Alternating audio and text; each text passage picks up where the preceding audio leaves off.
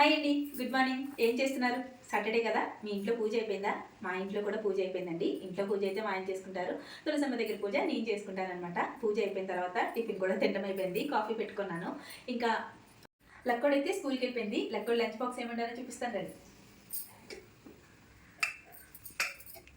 Meal maker pulao అనమాట. మునగాకు కూడా వేసాను, వెజిటేబుల్స్ అన్నీ వేసి మిల్ మేకర్ వేసి పులావ్ చేశానండి.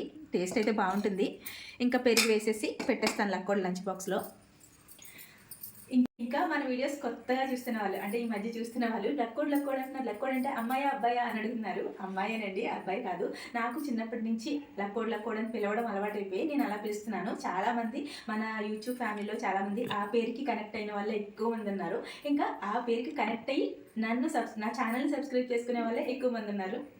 అందుకే లక్కోడ్ అని పిలుస్తాను. మీరైతే కన్ఫ్యూజ్ అవ్వకండి. అలాగే ప్లీజ్ వీడియోని లైక్ చేసి సబ్స్క్రైబ్ చేసుకోండి ప్లీజ్. బాయ్.